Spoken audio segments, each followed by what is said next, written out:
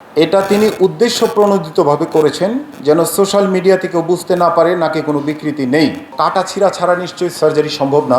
অভিযোগ করা হয়েছে ওনার নাকে সিলিকন ঢুকানো হয়েছে। প্রকৃতপক্ষে কোনো ধরনের সিলিকন ব্যবহার করা হয়নি।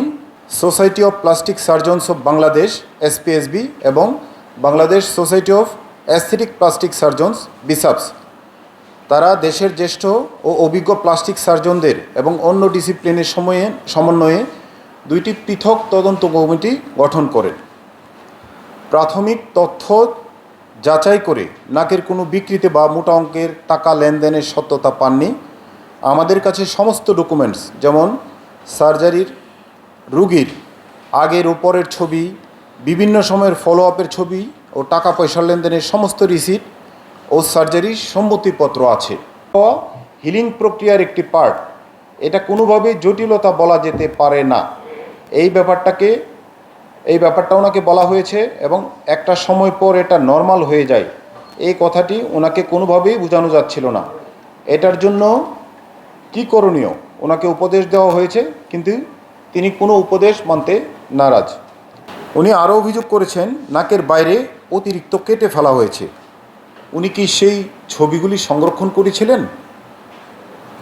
আমি ছবিগুলো গণমাধ্যমে প্রকাশের অনুরোধ করছি।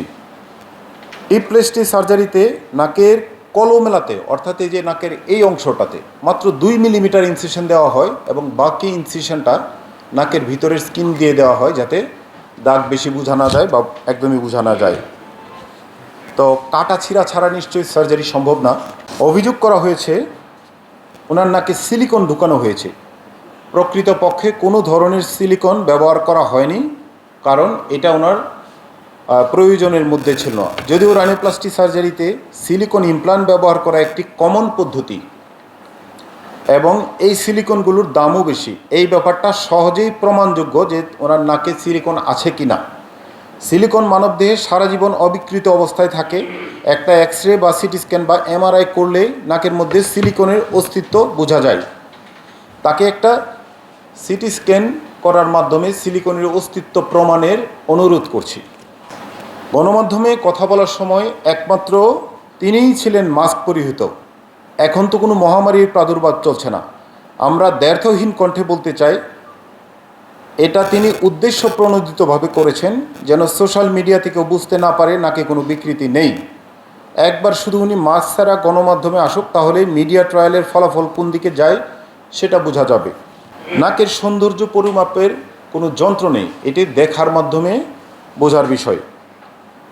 শ্রদ্ধেয় প্রফেসর শহীদুল বারী স্যার এর নাম নিয়ে উনি বলেন যে উনি বলেছেন ভুল চিকিৎসা হয়েছে এবং আবার সার্জারি করতে হবে। স্যারের সাথে আমাদের কথা হয়েছে এবং প্লাস্টিক সার্জারি সোসাইটির কনভেনার হিসাবে উনি লিখিত বিবৃতি দিয়েছেন।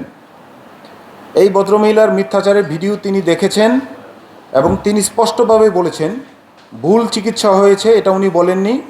উনি প্রেসক্রিপশনে লিখেছেন এটা মানে হলো শক্ত হয়ে যাওয়া ব্যাপারটা, কিছুটা শক্ত হয়ে যাওয়া ব্যাপারটা মাইনর ব্যাপার, সময়ের সাথে ঠিক হয়ে যাবে। সার্জারি বাবদ 15,25,000 টাকার বিশাল অঙ্ক উল্লেখ করেছেন। আমাদের সকল সার্জারির পেশেন্টকেই পেমেন্টের রসিদ দেওয়া হয়। প্রথম সাক্ষাতে প্রেসক্রিপশনের খরচ উল্লেখ থাকে এবং সার্জারির ডেট কনফার্ম